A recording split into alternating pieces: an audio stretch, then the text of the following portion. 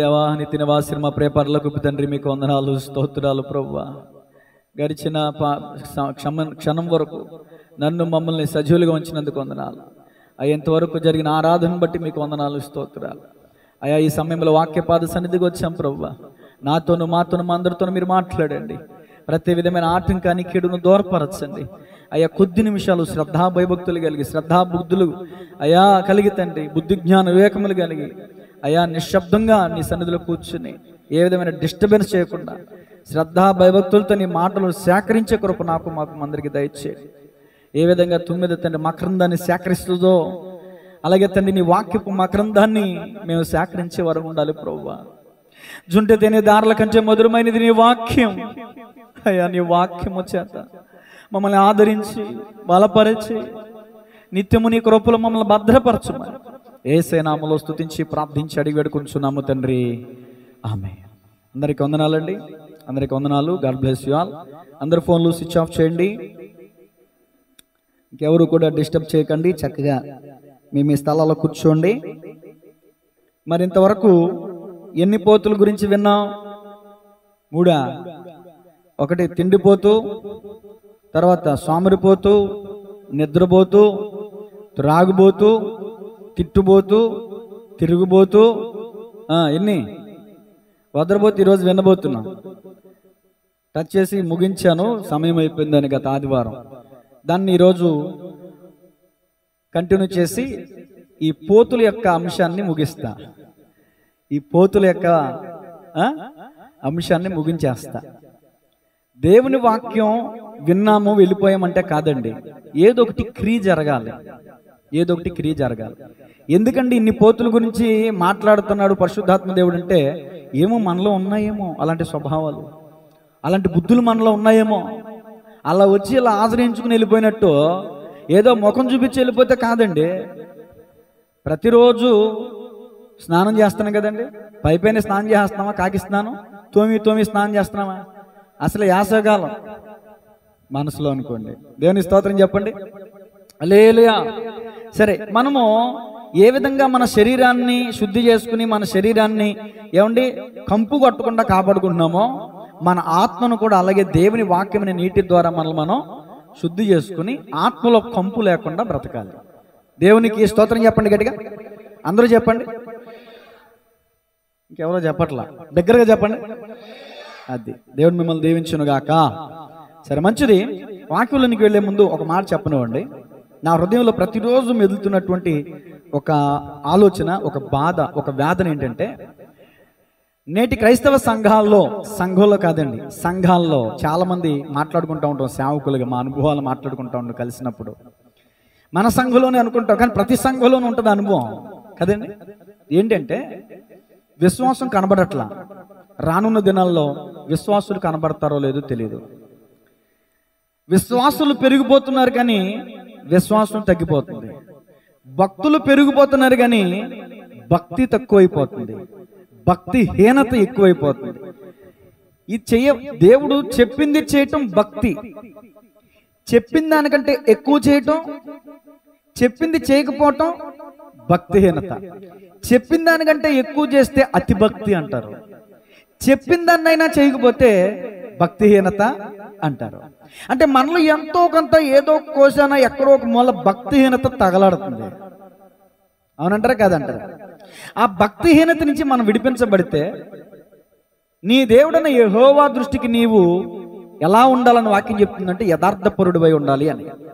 ఎప్పుడైతే మనం చేయాల్సింది చేసి చేయకూడదు విడిచిపెడితే అప్పుడు మనం దేవుని దృష్టికి ఎలా ఉంటామంటే యథార్థవంతులుగా ఉంటాం. యథార్థవంతులే ఆయనకు ఇష్టులు అని బైబిల్ సెలవిస్తుంది. ఆయనకు ఇష్టులైన మనుషులకు భూమి మీద సమాధానం కలుగును అని లేఖనములో రాయబడింది. చాలా మంది కుటుంబాల్లో ఈ రోజున సమాధానం లేదు, నెమ్మది లేదు, చాలా భయంకరమైన క్లిష్టమైన పరిస్థితులు. కారణం ఏంటి తెలుసా? దేవుని వాక్యాన్ని అవగాహన చేయకపోవటం, దేవుని వాక్యాన్ని ఆచరణలో పెట్టకపోవటం. మందిరానికి రాకపోవటం కాదు, వస్తున్నారు. పాటలు పాడకపోవటం కాదు, పాడుతున్నారు. ప్రార్థన చేయకపోవటం కాదు, ప్రార్థన చేస్తున్నారు. ఉపవాసం ఉండకపోవటం కాదు, ఉపవాసం ఉంటున్నారు. అన్నీ చేస్తున్నారండి.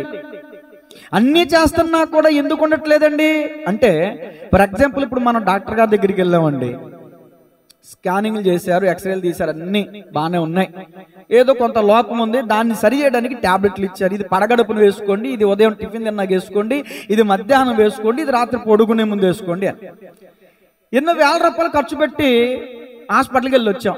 ట్యాబ్లెట్లు వేసుకోవటంలో నిర్లక్ష్యం చూపిస్తామండి? చూపించం. కొంతమంది చూపిస్తారులేండి. ఆరోగ్యం పోయినా కూడా ట్యాబ్లెట్లు క్రమంగా వేసుకొని మందబుద్ధి కలిగిన వాళ్ళు కొంతమంది ఉంటారు. నేనైతే అలా ఉన్నాను కాబట్టి చెప్తున్నా. నాకైతే భయం.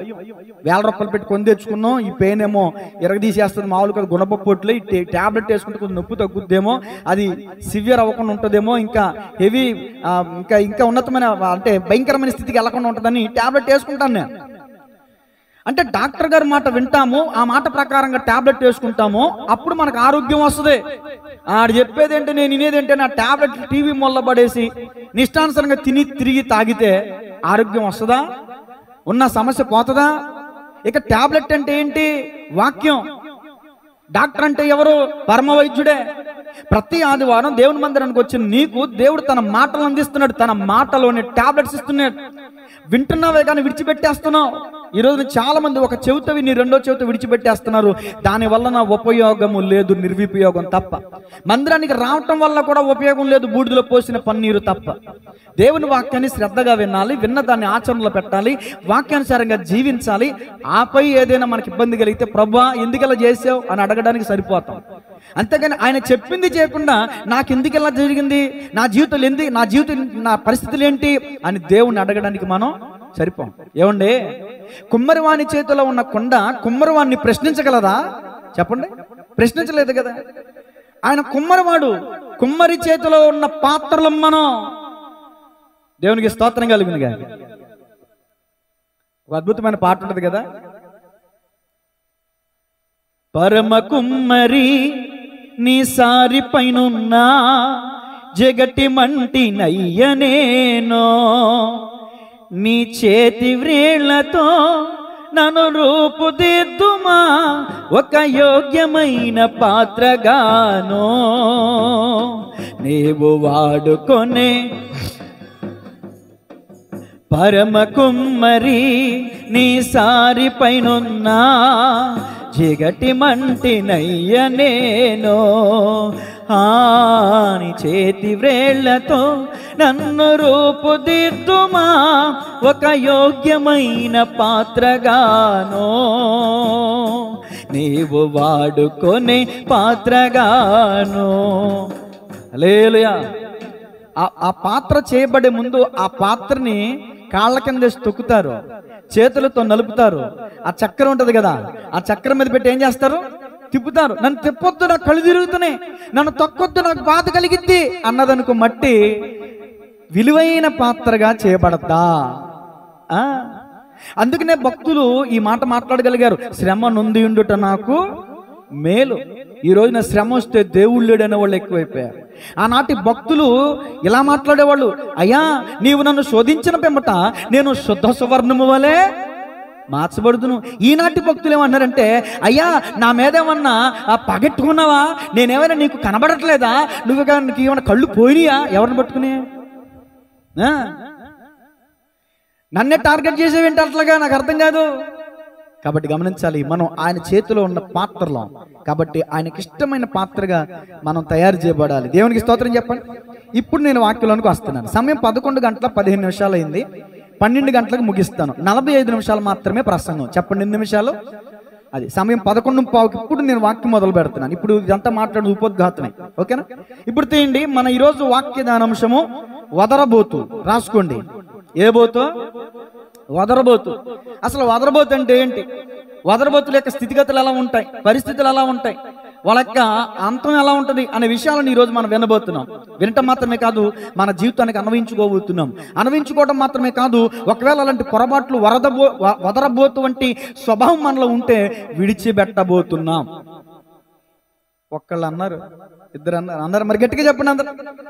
ఆమేన్. దేవునికి మహిమ కలుగును గాక. సామెతల గ్రంథం 10వ అధ్యాయము 8వ వచనాన్ని చదువుకుందాం. 538వ పేజీ. జ్ఞానచిత్తుడు ఉపదేశము అంగీకరించును, పనికి మాలిన వదరబోతు నశించును. ఈ మాట నా వెనకాల చెప్పండి. 538 పేజీ అండి, సామెతల గ్రంథం 10వ అధ్యాయము 8వ వచనం, అలాగే 10వ వచనం కూడా. ఈ 2 వచనాలు చదువుతాను, దయచేసి నా వెనకాల చెప్పండి. జ్ఞానచిత్తుడు ఉపదేశము అంగీకరించును, పనికి మాలిన వదరబోతు నశించును. కనుసైగా చేయువాడు వ్యధ పుట్టించును, పనికి మాలిన వదరబోతు నశించును. ఈ 2 వచనాల్లో కామన్ గా ఉన్న ఒక పదం ఏంటి? సౌండ్ చేయకండి, అర్థమవుతుందా? నా మాట, ఈ మాట నాకు చెప్పండి. కామన్ గా కనిపించే మాట ఏంటండి? వదరబోతు. కాదు, పనికి మాలిన వదరబోతు నశించును. ఇది ఈ పూర్తి మాట మనం చెప్పాలి. మళ్ళీ చెప్పండి. పనికి మాలిన వదరబోతు నశించును. ఈ 8వ వచనాన్ని మనం పరిశీలన చేస్తే ఈ సామెతల గ్రంథం రాసింది ఎవరంటే దావీదు కుమారుడైన సొలొమోను మహారాజు రాశారు. సొలొమోను ఇక్కడ ఇద్దరిని మన ముందు ఉంచుతున్నాడు. ఇద్దరిని, ఒకరేమో జ్ఞాని, మరొకడేమో మూర్ఖుడు. జ్ఞానికి పనికి మాలిన వాడికి మధ్య ఉన్న భేదాన్ని ఈ ఒక్క వచనంలో సొలొమోను మహారాజు తెలియజేస్తున్నాడు. జ్ఞానము గలవాడంటండి విని ఉపదేశాన్ని అంగీకరిస్తాడంట. జ్ఞానము లేనివాడు అంటే బుద్ధిహీనుడు, అంటే పనికి మాలిన వాడు వింటాడే గాని విన్నదాన్ని ఆచరణలో పెట్టడం, వాడే వదరబోతు. వదరబోతు యొక్క స్థితి ఆఖరికి ఏమవుతుందంటే పనికి మాలిన వదరబోతు నశించును. జ్ఞానము కలిగిన వాడు ఏమవుతాడు? దీర్ఘాయుష్మంతుడు అవుతాడు. చూసారా? జ్ఞానానికి ఆపోజిట్ వాడు ఏం పెట్టుకుందాం? మూర్ఖుడు. జ్ఞానము అజ్ఞానం బానే ఉంది. అజ్ఞానం కలిగిన వాడు మూర్ఖుడు అంటారు. జ్ఞానం లేని వాడు ఏమంటారండి? అరే మూర్ఖుడా, మంద బుద్ధి కలిగినోడా, నీకు బుద్ధి జ్ఞానం లేదారా అంటామనమండి. వదరబోతు అంటే ఒక మాటలో చెప్పాలంటే మూర్ఖుడు అని అర్థం.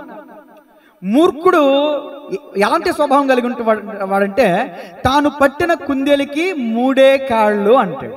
ఎన్ని కాళ్ళు ఉంటాయి కుందేలికి? 4 కాళ్ళు ఉంటాయి. కానీ పట్టుకున్న కుందేలు లెక్కాడు మనోడు. ఇదిగో 1, ఇదిగో 2, ఇదిగో 3. మరి పట్టుకున్న కాళ్ళు ఎవరికి చెప్తా? అందుకని తాను పట్టుకున్న ఆ కుందేలికి 3 కాళ్ళు అన్నట్టు మూర్ఖుడు అట్లాగా వాదిస్తాడు. 3 మీరేమో 4, 3 మీరేమో 4, 3 చెప్పండి. నేను పట్టుకున్న కుందేలికి నేను అంటాను ఇప్పుడు 3 దీని ఏమంటారు? వదరబోత్తనం అంటారు. మహాజ్ఞానులు మీరు చెప్తున్నప్పుడు నేను వినాలి వద్దా? మీరు 4 అంటున్నప్పుడు కూడా నేను 3 అంటున్నట్టు దాని అర్థం ఏంటి? నేను పెద్ద పనికిమాలను వదరబోతున్నాను అర్థం. జ్ఞానం కలిగిన వారు చెప్పేటప్పుడు వినాలి. వినదగును ఎవ్వరు చెప్పిన వినినంతను వేగిర పడక వివరింపదగును కనికల్ల నిజము తెలిసిన మనుజుడపో మహిళా సుమతి అన్నారు. వినాలి. ఎవరు చెప్పినా వినాలి. మనం చెప్పిందే ఎదుటోళ్ళు వినాలి. మనం చెప్పిందే కరెక్ట్, మనం చెప్పిందే వేదవాక్కు, మనం చెప్పిందే సత్యం, మనం చెప్పిందే నిజం, మనం చెప్పిందే జరగాలి. మనం పైనుంచి దిగొచ్చాం కదా, సృష్టికర్తలం కదా, దేవుళ్ళం కదా మనం. అలా పనికి మాలిన గొడవలు పెట్టుకునే వాళ్ళని వదరబోతులు అంటారు.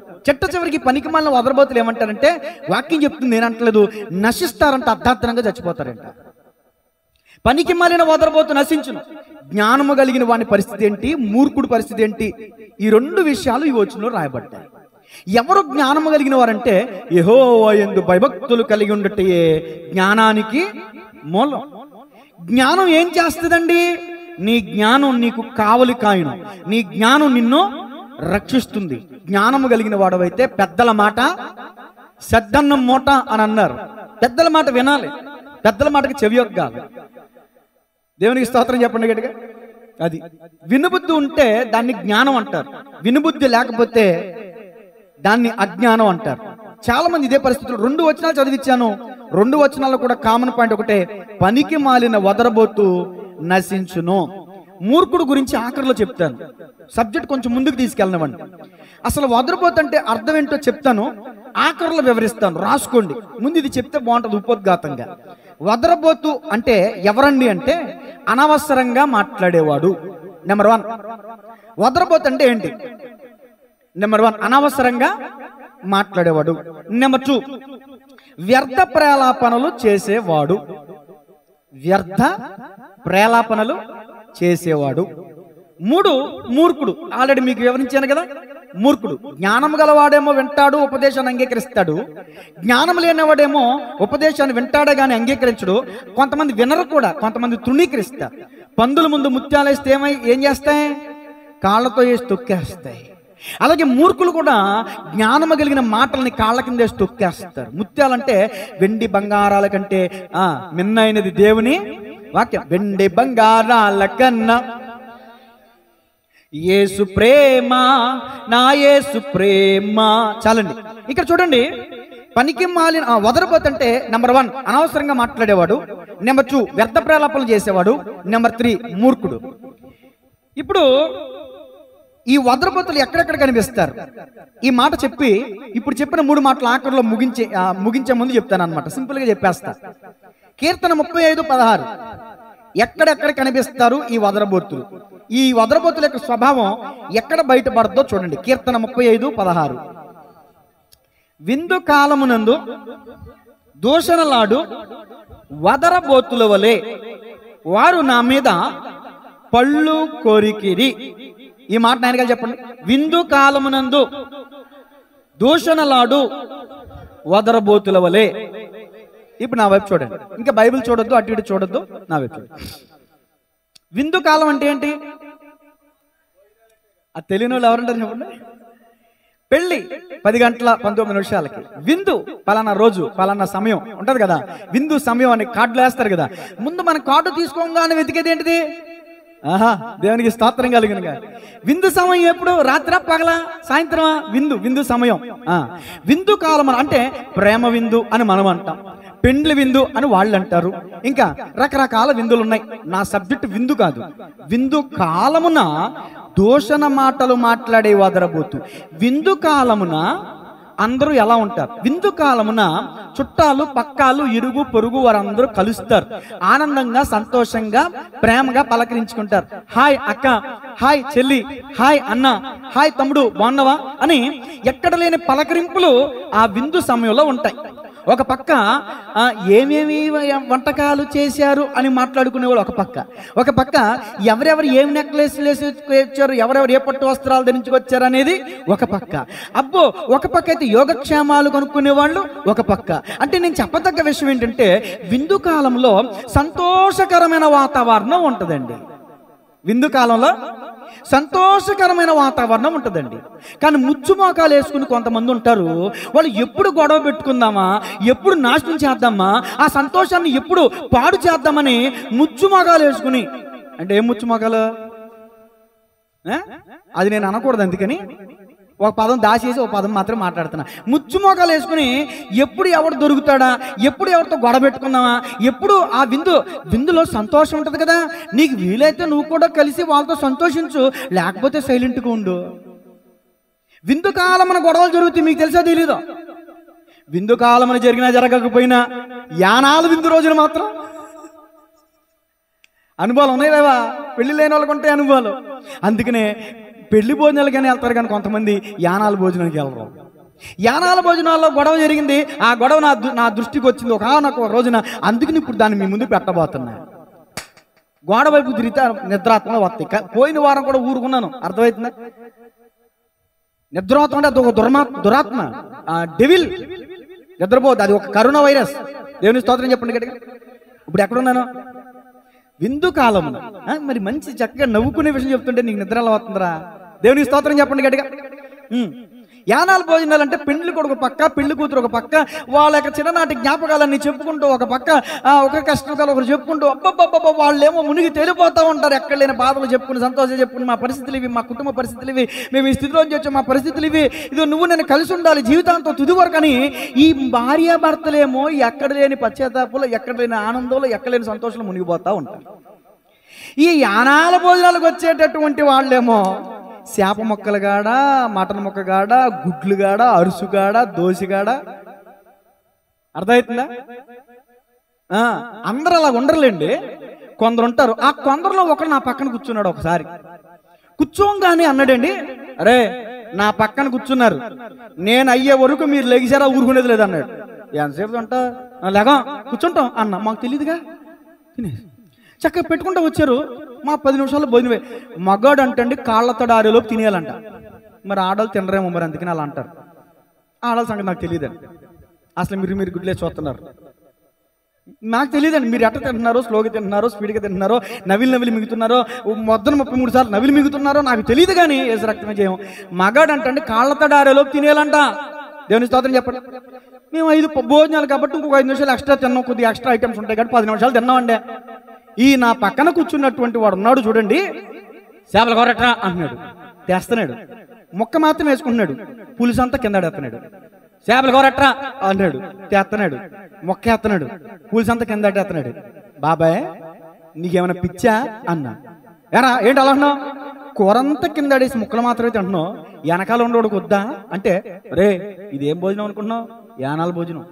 ఇక్కడ ప్రెస్టేజీరా, లేదనిపించాలి. ఇక్కడ ఏమనిపించాలంట? లేదని వాళ్ళతో అనిపించాలంట. అందుకని మరి కడుపు చెరువు నాకు తెలియదు, ఏసు రక్తం వేజం. మరి ఇంటికాడ కూడా అట్టగా తింటే మరి కుటుంబం పరిస్థితి ఏమైపోవాలి? తింటున్నాడు అండి. ఆఖరికి ఆ పెళ్లి కూతురు తరపులు గుసగుసలు అడ్డం మొదలెట్టారు. అరే ఆడెవడో ఏడిపించే ప్రయత్నం చేస్తున్నాడు రా, ఏం చేద్దాం? ఒరే లేదంటే పరువు పోద్దురా, ఉందంటే మొత్తం దాకంతా ఖాళీ చేసి అలా ఉన్నాడు, వెనకాల వాళ్ళకి కూడా ఉండదురా. కాబట్టి ఏం చేద్దాం? నెమ్మదిగా వెళ్ళి చెప్దాం అంటే లేదు అని చెప్పాడండే. ఇక లేచిపోయి అంత పెట్టినోళ్ళు ఎందుకు పిలిచారు? అంత పెట్టినోళ్ళు నువ్వు అంత తింటావని తెలియక, అర్థమవుతుంది. కాబట్టి యానాలకు వీళ్ళు కూడా, ఈ పెద్దోళ్ళు కూడా తాగి తందనాలు ఆడే వాళ్ళు పిలవకపోతే యవనస్తులు పిలవచ్చుగా, అలవాట్లు లేని వాళ్ళు పిలవచ్చుగా, మంచి వాళ్ళు పిలవచ్చుగా, పిలవరు వీళ్ళు. ఈ పెళ్లి కొడుకు తారుగా వాళ్ళు కూడా గొప్ప అనిపించుకోవడం కోసం, అరే ఆయన పిల్లలు రాడైతే బాధ అంటాడు, అరే ఈయన పిల్లరా ఈడైతే మన పేరు నిలబెడతాడు. ఏం అది పనికి మాలిన తత్వం కాదండి, వదరబోతు లక్షణం కదా. అందుకని ఇక్కడ రాయబడి ఉంది, పనికి మాలిన వదరబోతు నశించు. నీ కడుపుకి ఎంత పట్టుద్దో అంతే తినాలి, మితిమీర తినొద్దు. తిండిపోతు గురించి చెప్పాను కాబట్టి నేను ఇంకా ఆ విషయాలు చెప్పట్లా. విందు కాలమున దోషణలాడు. అసలు విందు కాలమున దోషణలు ఎందుకు వస్తాయి అంటే ఇందుకు వస్తాయి. లేదనిపించాలంట, వాళ్ళతో గొడవ పెట్టుకోవాలంట, నాశనం చేయాలంట. పెళ్లి కూతురు చక్కగా పెళ్లి చేసుకుని చక్కగా ఏదో నూతన జీవితాన్ని ప్రారంభిద్దాం అనుకునే లోపు ఈ పెళ్లి కూతురు తాలూకా వాళ్ళు, ఈ పెళ్లి కొడుకు తాలూకా వాళ్ళు కొట్టుకుని సంతమరి కట్ చేస్తారు. అప్పుడు వాళ్ళకి ఫస్ట్ నైట్ రక్తమే ఎలా ఉంటుంది? వాళ్ళకి హ్యాపీగా మాట్లాడగలుగుతారా? భార్య భర్తలు ఇద్దరు సంతోషంగా ఉండగలుగుతారా?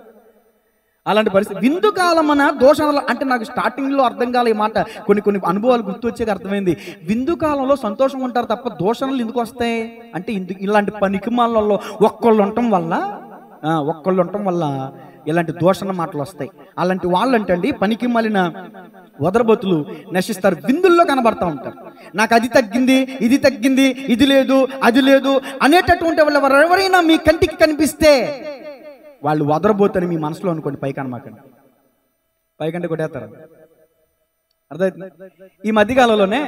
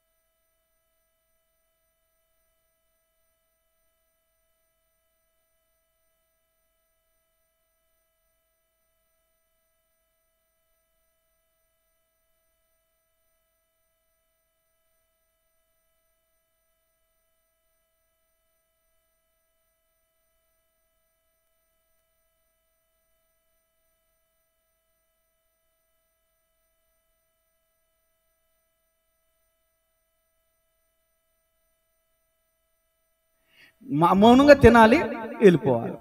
4 ముద్దలు తిని మొత్తం వదిలేశారు. ఎంత బాధగా ఉంటుందండి వాళ్ళకి. నిజంగా వాళ్ళ మొక్కలు చూస్తే బాధపడిపోయింది, చాలా బాధపడి. నేనైతే మొత్తం తినేసానండి, ఏసు రక్తం వేసాను. కడుపులోకి వెళ్ళి కాపురం చేస్తుందండి, దేవునికి మహిమ కలిగి. ఒక పాస్టర్ గారు ఒక ఇంట్లోకి వెళ్ళారంటండి. పాస్టర్ గారు వచ్చారని కంగారులో ఆ ఇంటి ఆవిడ కాఫీ పొడి ఒకసారి అయిపోయి 2 సార్లు వేసిందంట. ఎలా ఉంటుంది అప్పుడు? చేదు. పాస్టర్ గారు సైలెంట్గా తాగేశారంట. తాగేస్తే ప్రార్థన చేసి వెళ్ళిపోతున్నప్పుడు, అమ్మా కాఫీలో కొంచెం ఆప్యాయత ఎక్కువైందమ్మా అన్నారంట. సైలెంట్గా వెళ్ళిపోయారు. తర్వాత ఏంటి ఇలా అన్నారు పాస్టర్ గారు అని ఆ మిగిలిన కాఫీ నోట్లో వేసుకుంటే పక్కు మనో చేసిందంటే కషాయి అసలు దాని ఏమంటారండి, కషాయి చేదు, ఎంత చేదు ఆ పాస్టర్ గారు అలా ఉండాలండి. ముందు చెప్పాను చూడండి మాదిరి, అలా ఉండకూడదండి. మనం ఎక్కడైనా ఏ విందులోనైనా ప్రేమ విందు కావచ్చు, చర్చిలో భోజనం కావచ్చు, గుళ్ళో భోజనం కావచ్చు, ఇంకెక్కడైనా భోజనం కావచ్చు, సవతబంది భోజనం కావచ్చు, పెళ్లి భోజనం కావచ్చు, దినం భోజనం కావచ్చు, ఏదైనా భోజనం ఆకలి తీరడానికి నిద్ర సుఖం ఎరగదు, ఆకలి రుచి ఎరగదంట. అర్థమవుతుందండి? నీకు సరిగ్గా ఆకలిస్తే నీకు ఎలా ఉన్నా తింటావు. నీ కడుపు నిండిపోయిన మాటలు, కడుపు నిండిపోయిన యాసలు కాకపోతే, అక్క ఇది బాగాలేదు అక్క, కొద్ది గుప్పు తగ్గింది, ఇదిగో పిన్ని ఇదిగో ఇది ఇలా ఉంది, ఎప్పుడు చెప్పండి నిన్ను ఏంటని మెచ్చి మేకతోలు కప్పుతారా ఏంటి? సైలెంట్గా తిన్నామా వదిలేసామా అన్నట్టు ఉండాలి. కానీ ఆ మాటలు ఇచ్చుకుని విన్నా వాళ్ళకి ఏమైద్ది? బాధ కలిగితే రెండోసారి ఏం చేస్తారు? వండటం మానేస్తారు. వండటం మానేస్తే నేనేమవుతాను? అప్పుడు నేను ఒక దాన్ని ఏమంటారు, నేను కురిపించుకుని తిప్పాలి ఏసు రక్తం. ఎవరు వండినా, ఎవరు పెట్టినా, ఎక్కడ భోజనాలు జరిగినా సైలెంట్గా తిన్నామా వచ్చామా అన్నట్టు ఉండాలి. కానీ విందు కాలంలో గొడవలు ఎట్టుకుని, విందు కాలంలో సంతోషకరమైనటువంటి ఆ ఫంక్షన్లో ముచ్చు మోకాలు వేసుకుని, తగలడి మూలు మోకాలు వేసుకుని, ముష్టి మోకాలు ఒకటి వేసుకుని అందరు సంతోషాన్ని నాశనం. ఇంతకుముందు మన రమ్మగారు సమాక్షం చెప్పారు చూడండి, ఏమని? ఎదటోళ్ళని సంతోషపెట్టి ఎదటోళ్ళని బాధ పెట్టి వాళ్ళు నవ్వి వాళ్ళు సంతోషించే పైశాచి ఏమన్నారండి? రాక్షసానందం. అమ్మో, ఆవిడ అనుభవంలోంచి వచ్చిన మాట అది. మరి ఎంతమంది పొడి చేస్తున్నారు నాకు అర్థం కాదు. కానీ యేసు రక్తమే జయం. రాక్షసానందం పొందుతారంటండి. మనం ఏడుస్తూ ఉంటే వాళ్ళు సప్పట్లు కొడతారంట. అప్పుడు మనం ఒక మాట జ్ఞాపకం తెచ్చుకోవాలి. నేను మోటార్ ఫీల్డ్లో ఉన్నప్పుడు ఆటోల వెనకాల కొన్ని కొటేషన్స్ రాసేవాడు. ఏంటంటే, ఒరే నేను ఫైనాన్స్ తీసుకున్నాను రా వాహనం, అప్పులో నీకు దూరంగా ఉండరా అని ఒకడు. ఇంకోటేమో ఎగిరే డాష్ కాదు నడిచే రోడ్డును చూడరా అని ఒకడు. ఇప్పుడు మనకి సబ్జెక్ట్కి తగ్గ మాట, నీ ఏడుపే నా ఎదుగుదల. నిజంగా ఒకసారి ఏమైందంటే, నా ముందు ఆటోలో 10 మంది ఫుల్ అయిపోయింది ఆటో. నా ఆటోలో ఒకటి కూడా లేరు. ఆటో నిండిపోయింది, నా ఆటోలో ఏమీ లేదురా బాబు అనుకుని కింద చూసా. నీ ఏడిపే అలా పుడుచుకుపోయింది. యేసు రక్తమే జయం. అర్థమవుతుందండి? అది బాధలను బోధపడుతుంది అన్నట్టు. విందు కాలంలో సంతోషం జరిగేటప్పుడు మనం కూడా సంతోషించాలి. నవ్వకపోవటం కూడా ఒక రోగం అంట. నవ్వకపోవటం కూడా ఒక నవ్వని వాళ్ళని కూడా హాస్పిటల్ తీసుకెళ్తూ ఉంటారు. నీకు హాస్య గ్రంథులు లేకపోతే, ఏ గ్రంథులు? హాస్య గ్రంథులు లేకపోతే ఆ ఫంక్షన్కి వెళ్ళమాక.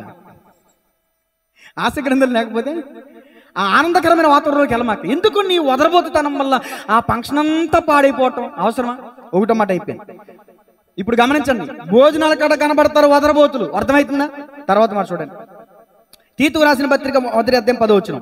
తీతుకు రాసిన పత్రిక మొదటి అధ్యాయం 10వ వచనం. త్వరగా చాలా సింపుల్గా చెప్పాలనుకున్నాను కానీ చదవండి అమ్మ.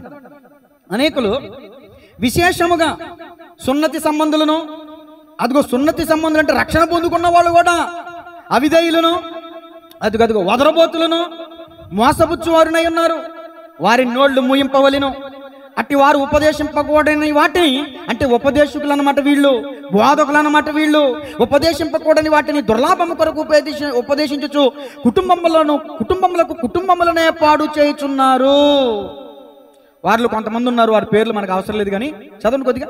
వారిలో ఒకడు అనగా వారి సొంత ప్రవక్తలలో ఒకడు ఇట్లా, నేను క్రేతీయులు ఎల్లప్పుడూ అబద్ధికులను, దుష్టమృగములను, స్వామరులకు తిండిపోతులనై ఉన్నారు. చూసారా? తిండిపోతులు, వదరబోతులు ఎవరిలో ఉన్నారు? సేవకులలో, ప్రవక్తలలో ఉన్నారు. సేవకుల్లో కూడా అంటండి, పెడితే పెళ్లి లేకపోతే చావు. మీరు ఇచ్చారా దీవించబడతారు, మీరు ఇవ్వలేదా మీరు శపించబడతారు. దీన్ని ఏమంటారా? ఇంతకుముందు చెప్పానుగా, అదే దాన్ని అంట. అలాంటి వాళ్ళు కూడా ఉన్నారండి. కాబట్టి నేను చెప్తున్నమాట, ప్రవక్తలలో కూడా ఉన్నారు వదరబోతులు, ఉపదేశించే వారిలో కూడా ఉన్నారు వదరబోతులు.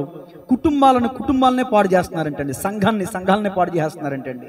తర్వాత చూడండి, 3వ యోహాను రాసిన పత్రిక మొదటి అధ్యాయం 9వ వచనం. ఇంకెక్కడున్నారండి? సేవకుల్లో మాత్రమేనా? సంఘంలో లేరా? ఇప్పుడు చూడండి, 3వ యోహాను రాసిన పత్రిక మొదటి అధ్యాయం 9వ వచనం. నేను సంఘమునకు ఒక సంగతి రాసితిని, అయితే వారిలో ప్రధానత్వము కోరుచున్న జీత్రఫేమమును అంగీకరించడం లేదు.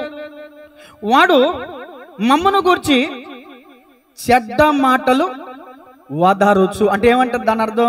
చెడ్డ మాటలు మాట్లాడే వాళ్ళందరూ వదరబోతులు. ఉందా లేదండి అక్కడ? వదరుచు ఈ మాట కింద అండర్లైన్ చేసుకోండి.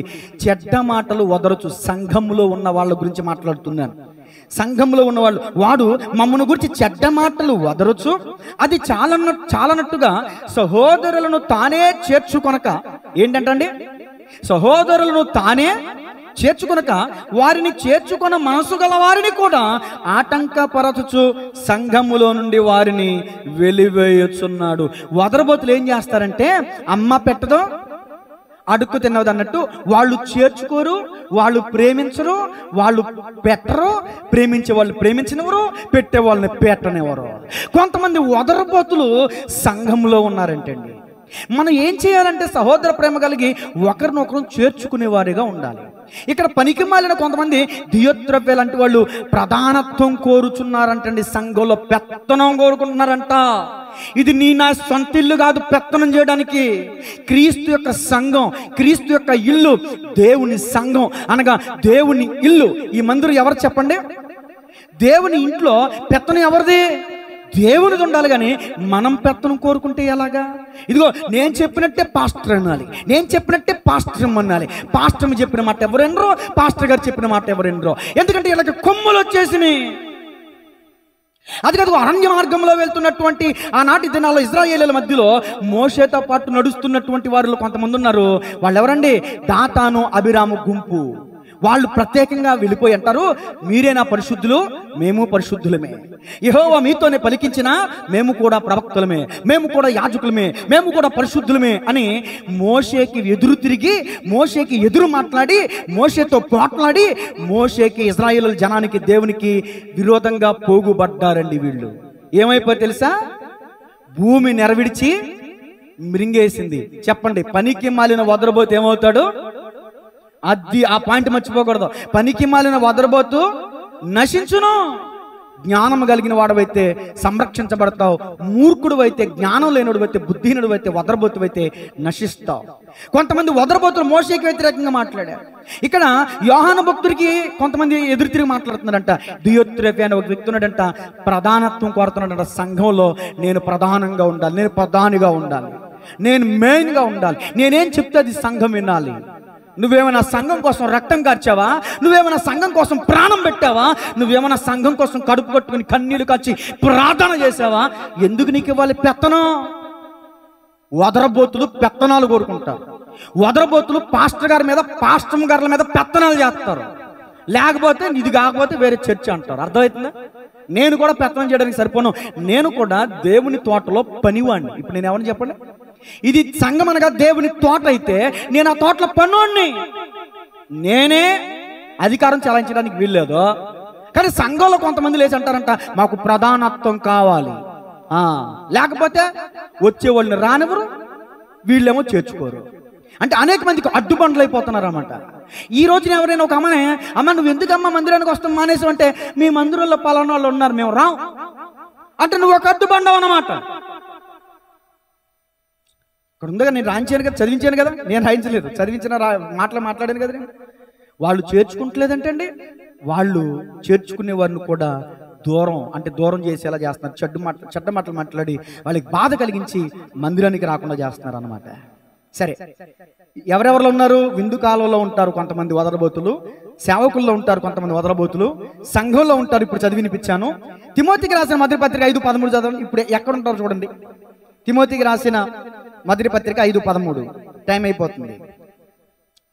మరియు వారు ఇంటింట తిరుగులాడుచు బద్ధకస్తురాండ్రగుటకు మాత్రమే కాక ఆడరాని మాట్లాడుచు, అమ్మా అదుగో నోట్ దిస్ పాయింట్, వదరబోతులను, పరుల జోలికి పోవు వారవుటకును అసలు నేర్చుకుంటున్నారేంటండి? అదేంటే మంచి నేర్చుకోరేంటండి? నాకు అర్థం కాదు.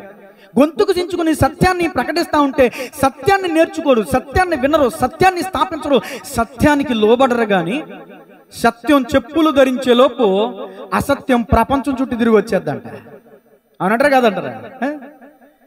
ఏంటండి, ఏం నేర్చుకున్నారు? బద్ధకస్తురండు అవడానికంట.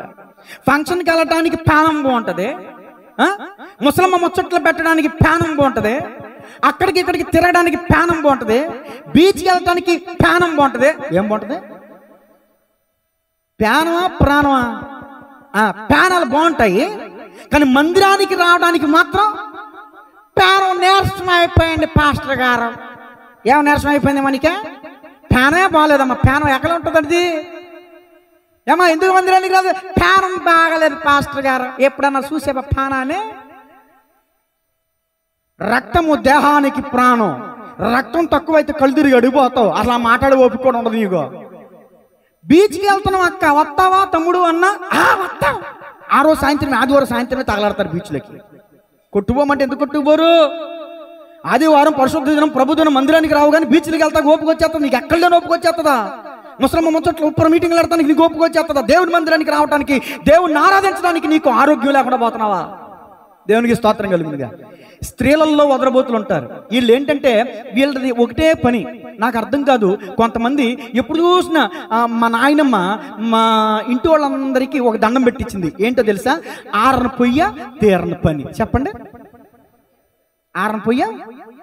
ఇక్కడ కొంతమంది ఉన్నారు పేర్లు చెప్తే మరి మేము కాదు అంటారు. అందుకే నేను చెప్పట్లేదు. కానీ అందరూ మీ అందరి కుటుంబాలు అలాగే ఉంటుంది.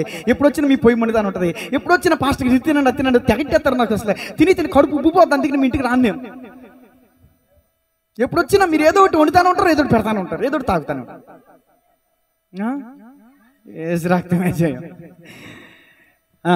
కొంతమందికి అండి అది నిజంగా మరి ఎవరికి దండం పెట్టించిందో మా నాయనమ్మ తెలియదు. కానీ మా అమ్మకి వచ్చేసింది, మా అమ్మ తర్వాత మా ఆవిడికి వచ్చేసింది, మా ఆవిడ తర్వాత మా పిల్లలకి వచ్చేది దేశ రక్తం. ఎప్పుడు చూడు గ్యాస్ వండుతానే ఉంటుంది, కడుగుతానే ఉంటారు, వండుతానే ఉంటారు, చీని చేస్తానే ఉంటారు, వచ్చి వాళ్ళు వస్తానే ఉంటారు, తిని వాళ్ళు తింటానే ఉంటారు, వెళ్ళి వాళ్ళు వెళ్తానే ఉంటారు. అదేంటో దీవెన. దేవునికి స్తోత్రం చెప్పండి. కొంతమంది పనులు చేసుకోరండి.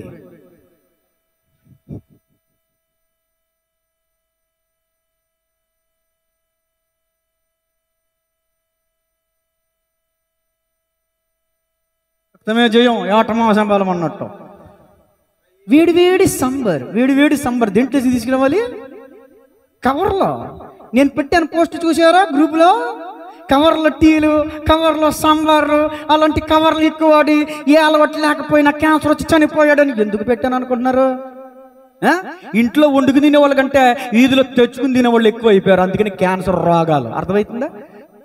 క్యారెట్ బెగ్గులు తెచ్చుకోమాకండి అమ్మ. అర్థమవుతుందా? పాలిథిన్ బాక్సులో తెచ్చుకుంటే మీకు అంత వండుకుని ఓర్చుకుని ఓపిక లేకపోతే క్యారేజ్ బాక్సులు పట్టుకెళ్ళండి. క్యారేజ్ బాక్సులు, స్టీల్ బాక్సులు తెచ్చుకోండి. దేవునికి స్తోత్రం చెప్పండి. ఇక్కడ తెత్తమత మాట. అందుకనే చాలా అనుభవం కలిగిన వాళ్ళు కాబట్టి ఆ మాట చెప్పారు. అందుకని దాన్ని కంటిన్యూ చేశాను. మనం ఎన్ని చెప్పు తెచ్చుకుంటాం మానరు, తింటాం మానరు, తాగుతాం. అందుకనే కవర్లన్నా మానండి. ఏమనండి?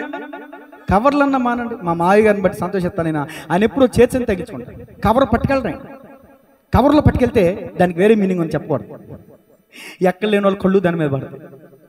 ఓహో ఆ సంచి ఐటమ్ అందుకనే వాడాలి. దేవుని స్తోత్రం చెప్పండి. ఇక్కడ నాకు చెప్పాడు ఆయన అనుభవంగా. అందుకే నేను కూడా ఎప్పుడు పట్టుకెళ్ళాం, కొద్దిగా పట్టుకెళ్ళినా అలా. దేవుని స్తోత్రం చెప్పండి. స్త్రీలలో వదరబోతులు. ఈ స్త్రీలలో వదరబోతులు ఏంటండి?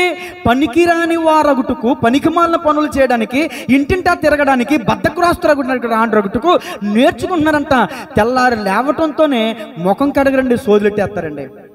పొరిగింటికి వెళ్ళి కూర్చుంటారు, ఆ ఇంటికి వెళ్ళి కూర్చుంటారు, వీధి చివరికి వెళ్ళి కూర్చుంటారు. వీళ్ళ పని ఒకటే, ఆ ఇంటి సంగతులు, ఈ ఇంటి కాడ ఈ ఇంటి సంగతులు, ఆ ఇంటి సంగతులన్నీ, పొరిగింటి సంగతులన్నీ చాటింపు వేసేవమ్మా.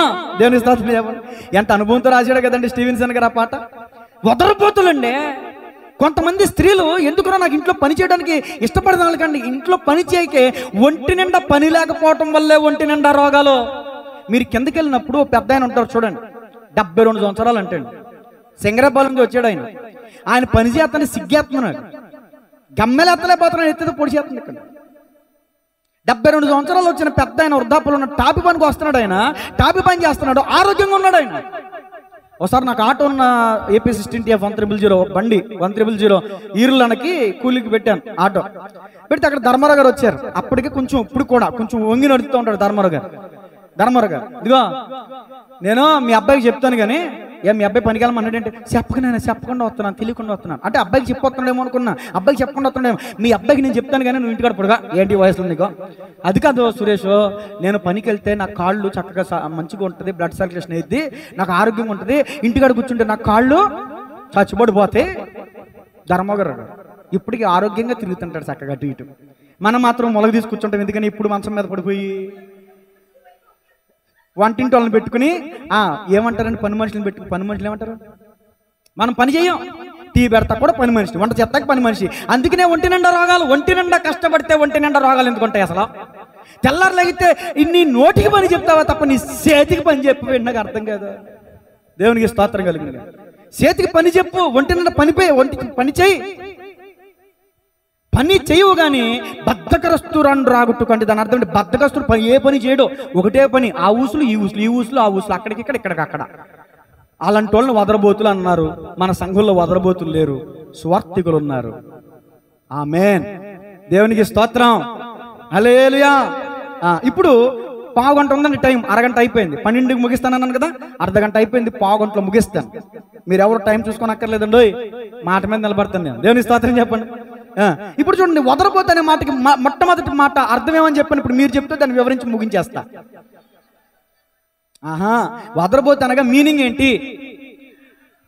అనవసరంగా, ఇప్పుడు నా వెనకాల చెప్పండి, అనవసరంగా మాట్లాడేవాడు వదరబోతు. నేను ఇంకెప్పుడు అనవసరంగా మాట్లాడను, అడిగిన దానికే సమాధానం చెబుతాను, అంతకు మించి మాట్లాడితే నేను వదరబోతునే. వదరబోతు చిట్ట చివరికి ఏమైపోతాడు? నాశనం అయిపోతాడు. చచ్చిపోతాం కూడా కదా, నాశనం అయిపోతాడు. విస్తారమైన మాటలలో దోషం ఉండకపోదు. అందుకని ఆచితూచి మాట్లాడాలి, ఆలోచించి మాట్లాడాలి, నిదానించి మాట్లాడాలి, జ్ఞానం కలిగి మాట్లాడాలి. జ్ఞానము కలిగిన స్త్రీ అంట జ్ఞానము కలిగి నోరు తెరుచును. సామెతల గ్రంథం 31 రాయబడింది. చాలా మంది బుద్ధిహీనంగా మాట్లాడతారు, ఏదొస్తే అది మాట్లాడతారు. ఎందుకు మాట్లాడతారో తెలియదు. ఇద్దరు కలిసి కూర్చొని మాట్లాడతారా? సబ్జెక్ట్ ఒకటి అయితే ఏళ్ళొకటి మాట్లాడతారు, అక్కడ సబ్జెక్ట్ అంతా ఖరాబ్ అయిపోయింది. ఎందుకు అనవసరంగా మాట్లాడడం? ఎందుకు లేని పని మాటలు మాట్లాడి అనవసరంగా ప్రాణం మీదకు తెచ్చుకుంటాం ఎందుకు? పరిశుద్ధ గ్రంథంలో ఎవరైనా ఉన్నారండి. ఎవరు? దోయేగు. ఎంతమంది తెలుసు? దోయేగు. దావీదు సౌలు నుంచి పారిపోతున్నటువంటి సందర్భంలో అహీమెలెకు అనే యాజకుని దగ్గరికి వెళ్ళినప్పుడు, అహీమెలెకు యాజకుడు రాజుగారు అల్లుడు కదా అని రొట్టెలిచ్చి ఖడ్గమిచ్చి అతని గురించి ప్రార్థన చేస్తే, అది చూసినటువంటి దోయేగు సౌలు వచ్చినప్పుడు, ఇదిగో మీలో ఎవరైనా దావీదును చూశారంటే అక్కడ చూసింది ఒకటైతే చెప్పింది ఒకటి, అక్కడ జరిగింది ఒకటైతే మాట్లాడింది ఇంకొకటి. అర్థమవుతుందండి? ఇదిగో నీకు విరోధంగా దావీదు పక్షంగా అహీమెలెకు పని చేశాడు అని చెప్పేశాడు. అసలు పాపం మాటలకి అహీమెలెకుకి తెలియదు. సౌలు గారికి దావీదు గారికి పడట్లేదని, సౌలు గారు దావీదు గారిని తరుముతున్నారని అహీమెలెకుకి తెలియదు. రాజుగారు అల్లుడు కదా అని మీరు నేను ఎలా ట్రీట్ చేస్తామో అలాగే ట్రీట్ చేసాడండి. దాని అంతటిని చూసినటువంటి దొయ్యకు ఉన్నదాన్ని లేనట్టుగా, లేనిదాన్ని ఉన్నట్టుగా కల్పించి మాట్లాడేశాడు. చూడండి, కీర్తన 52 కీర్తన 2వ వచనం. 52వ కీర్తన. అందుకనే దావీదు గారు అంటారు దోయేగుని బట్టి, మోసము చేయువాడా, వాడిగల మంగలి కత్తివలే నీ నాలుక నాశనము చేయను ఉద్దేశించుచున్నది.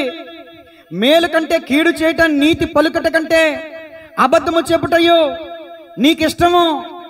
కపటమైన నాలుక గలవాడా, అధిక నాశనకరమైన మాటలే నీకిష్టము.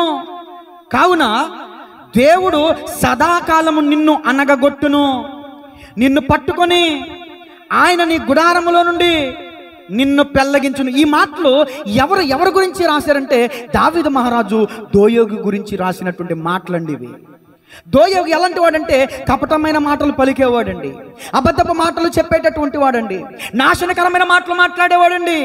ఈరోజు చాలా మంది మాట్లాడితే ఆ మాటల తోటాల వల్ల, ఆ మాటల గాయాల వల్ల ఉరేసుకుని చనిపోతున్నారండి. ఇది అందుకనే వాడిగల, చూడండి అక్కడ ఏమని రాయబడిందంటే వాడిగల మంగళ కత్తి అంటే ఇదిగో బార్బర్ ఏం చేస్తాడు, తనకున్న కత్తులను ఎప్పటికప్పుడే సాన పెడతాడు, పదును పెడతాడంట. ఇదిగో ఒకడు కత్తికి పదును పెట్టినట్లు ఒకడు తన నాలుకకు ఏం పెడతాడంట, పదును పెడతాడంట. వారి నాలుకలు కాదు, నాలుకలలో సోలాలు ఉంటున్నాయి అన్నమాట.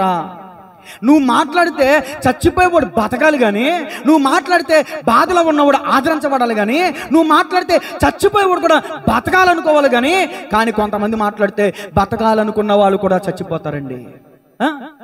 బతకాలన్న ఆశ లోపల ఉంటుందే కానీ అలాంటి మాటల వల్ల పాటలు పడి నేను బతకలేను కొంతమంది చచ్చిపోతున్నారు చూడండి. హత్య చేసి చంపబడే వాళ్ళకంటే మాటలని దీన్ని ఏదో అంటారండి, దీన్ని ఏదో అంటారు. మాటల తోటాల చేత చంపబడిన ఆ పరిస్థితిని ఏదో ఉంది, గుర్తు రావట్లేదు, కానీ గుర్తు వస్తే తర్వాత గ్రూప్లో పెడతా. దేవుని స్తోత్రం చెప్పండి. ఒక మనిషిని కత్తితో పొడిచి చంపేస్తే హత్య, కానీ మానసికంగా చంపేస్తే ఆ హత్య కంటే భయంకరం అండి. హత్య కంటే భయంకరం. ఒక వ్యక్తిని కత్తితో పొడిచి చంపేస్తే ఉన్న నేరం కంటే అలా మానసికంగా చంపేస్తే, మానసికంగా అనరాని మాటలని ఏమండి చంపేస్తే దానికి పనిష్మెంట్ ఎక్కువ అంట, కారాగార శిక్షగా ఏసు రక్తం. అర్థమవుతుందండి? కాబట్టి అలాంటి మాటలు మాట్లాడకండి, అనవసరంగా మాట్లాడొద్దు. దయచేసి మీ నోటికి కళ్ళెం పెట్టుకోండి. అందుకనే గత వారం చదివినిపించాను, నీవు భక్తి పరుడనని చెప్పుకొని నీ నోటికి కళ్ళెం పెట్టుకొనని ఎడల నీ భక్తి వ్యర్థమే. చాలా మంది నేను భక్తి గలవాడిని, నేను భక్తి గలదాన్ని అనుకుంటారు, కానీ ఆఫ్టింగ్ ఉండదని నోటికి ఏది పడితే అది మాట్లాడతారు, ఏది పడితే అది చేస్తారు. కాబట్టి వదరబోతులు వ్యర్థమైన మాటలు మాట్లాడతారు, వదరబోతులు ఇష్టానుసారంగా మాట్లాడతారు, వదరబోతులు నోటికి ఏదొస్తే అది మాట్లాడతారు. పైన దేవుడున్నాడు, కింద మనం ఉన్నాం అన్న భయం భక్తి లేకుండా మాట్లాడతారు.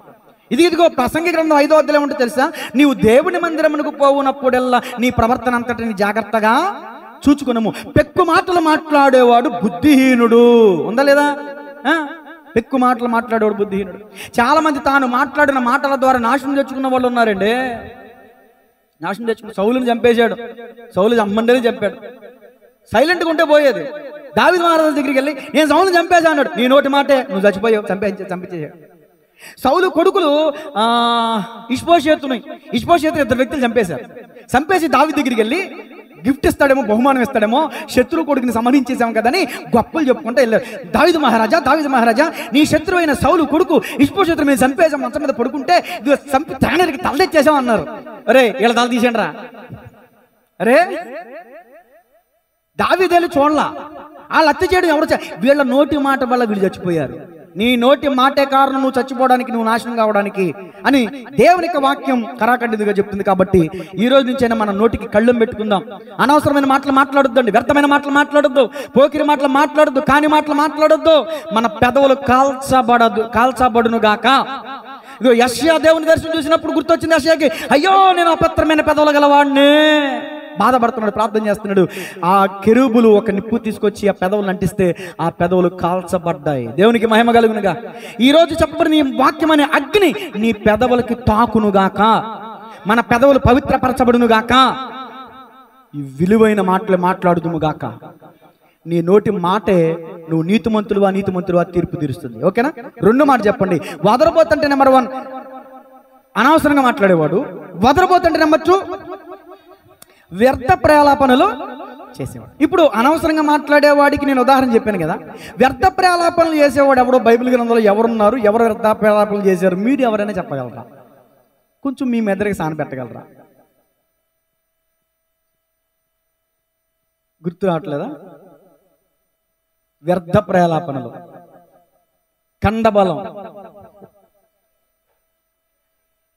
కండబలంతో విర్రవీగిపోయి మాట్లాడాడు. ఎవరు చెప్పారు? మన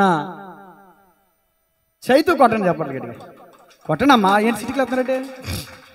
దేవుని స్తోత్రం చెప్పండి. చాలా సైలెంట్గా ఉంటాడు కానీ కుర్రాడు నెంబర్ 1. దేవునికి మహిమ కలుగును గాక. గుల్యాత్ ఏం చేశాడు? గుల్యాత్ విర్రవీగి మాట్లాడాడు. ఏం మాట్లాడాడు? విర్రవీగి, ఇదిగో సౌలో, ఏ ఇజ్రాయేల్ ప్రజలారా, నేను ఒక్కడిని వస్తా, కాసుకొని చూద్దాం, సత్తా ఉందా, దమ్ముంటేరని. ఇలాంటి మాటలు ఎవరైతే మాట్లాడతారో వాళ్ళందరూ వదలబోతులే. ఇప్పుడు క్రైస్తవుల్లోనికి వచ్చాక మన దమ్ము ఒకటే. ఏంటి తెలుసా దమ్ము? ప్రార్థన చేయటమే మన దమ్ము, ధైర్యం. గట్టిగా చెప్పడం మనం మహిమపడ్డాం. విస్తారమైన నోటి మాటలను కట్టి పెట్టాలి, దేవుని సన్నిధిలో మనం నోరెప్పాలి. ఆ లోక సంబంధమైన మాటలకి కళ్ళు వేసుకోవాలి. లోక సంబంధమైన వాటిని విడిచి పరలోక సంబంధమైన దేవుని సన్నిధిలోకి వచ్చి మనం ప్రార్థన చేస్తే దేవుడు కార్యం చేస్తాడు. ఇక్కడ గొల్యాత్ విర్రవీగిపోతున్నాడు తన కండ బలాన్ని బట్టి. చాలా 6 మూరలు జానుడండి, చాలా ఎత్తున్నాడండి. అతను అంటాడు, మా ఫిలిస్తీన్లోంచి నేను ఒక్కడిని వస్తాను, మీలో నుంచి ఒకరు రండి, చూసుకుందాం తాడో పేడో. నేను ఓడిపోతే మా వాళ్ళందరూ మీకు బానిసలు అవుతారు, మీలో నుంచి ఒకడు వస్తారు కదా, వాడు ఓడిపోతే మీ అందరూ మాకు బానిసలు. వ్యర్థ ప్రలాపనలు. ఆ టైంలో దావీదు యుద్ధం యెహోవాది అని ముందుకెళ్ళాడు. అప్పుడు దావీదును చూసి ఇంకా విర్రవిగా మాట్లాడతాడు. కర్రనిచ్చుకొస్తున్నావు, నేను కుక్కనా? ఇదిగో నీ మాంసాన్ని గద్దలకి కలేబారాలకి వేసి పడేస్తా. ఇలాంటి హెచ్చు స్వభావంతో కూడిన మాటలు, గర్వంతో కూడిన మాటలో, గర్విష్ఠుడా నేను నీకు విరోధి. మీరెవరైనా సరే నాకు అనవసరం అండి. గర్వం అనేది దేవునికి నచ్చని పని. ఆ గర్వమే లూసిఫర్ పడద్రోయబడ్డానికి గల కారణం. ఆ గర్వమే నెబుకద్నెజరు తన ప్రజల చేతే తన్ని తరిమేయబడ్డానికి గల కారణం. ఆ గర్వమే ఉజ్జియా నొసట కుష్ఠరోగం రావడానికి గల కారణం. గర్విష్ఠులు ఎంతో మంది పడిపోయారు. నాశనానికి ముందు గర్వం నడుచును. కాబట్టి గమనించాలి, వదరబోతులు నశిస్తారంటండి. వదరబోతులు ఇలాంటి వ్యర్థ ప్రాలాపనలు చేస్తారంట. చాలా భయంకరంగా ఆ విషయాల సందర్భాలు మనందరికీ తెలుసు. కాబట్టి నేను ఇంకా వాక్యం చదివించట్లా. ఇంకా 5 నిమిషాలు ఉంది, నేను ముగిస్తాను. దేవుని స్తోత్రం చెప్పండి గట్టిగా. 2 అంశాలు అయిపోయినాయి. ఇప్పుడు 3వ మాట చెప్పండి. మూర్ఖుడు. వదరబోతంటే అనవసరంగా మాట్లాడేవాడు, వదరబోతంటే వ్యర్థ ప్రాలాపనలు చేసేవాడు, వదరబోతంటే మూర్ఖుడు. ఇక్కడ జ్ఞాని అయిన సొలొమోను అంటాడు, ఇదిగో ఉపదేశము, జ్ఞానము గలవాడు ఉపదేశమును విని అంగీకరిస్తాడు, పనికి మాలిన వదరబోతూ నశిస్తాడు. మనం జ్ఞానం కలిగి ఉండాలి, మూర్ఖత్వం కలిగి ఉండకూడదు అని ఈ యొక్క వచనాన్ని మన ముందు పెట్టాడండి మహాజ్ఞాని అయిన సొలొమోను. ఎవరైనా ఏదైనా చెప్పి దాన్ని ఆచరణలో పెడుతున్నాం, మంచిదైతే దాన్ని ఆచరణలో పెడుతున్నాం అంటే నువ్వు జ్ఞానం కలిగిన వాడివి. కొంతకాలం బతుకుతాం, బతికి బట్టగట్టి ఊపిరి పీలుస్తాం, అర్థమైతే బతికి బట్టగట్టేస్తాం. చూడండి, ఇక్కడ ఎవరు? ఇప్పుడు 3వది, మూర్ఖంగా మాట్లాడాడు, కృతజ్ఞతహీనంగా మాట్లాడాడు ఒక వ్యక్తి. ఈ వ్యక్తి కూడా ఎవరో మీరే చెప్పగలిగితే వారికి నేను దీవెనిస్తా. చేసిన కృతజ్ఞతకి బదులుగా మూర్ఖంగా మాట్లాడాడు. అయ్యా నీ మంద అడవుల్లో ఉన్నప్పుడు నా యొక్క పనివారి చేత ప్రొటెక్షన్ ఇచ్చాను, నీ గొర్రెల మందల్లో ఒకటి కూడా పోలేదు. ఎందుకో తెలుసా? నా పనివారు కాపుదల కాస్తే నీ పన్నోళ్ళు పడుకున్నారు హ్యాపీగా.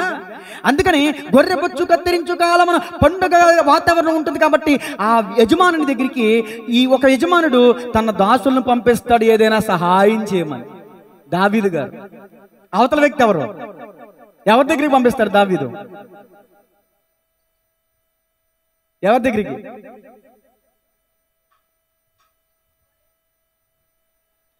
మహానుభావురాలికి భర్త, సుబుద్ధి కలిగిన అబిగైల్ యొక్క భర్త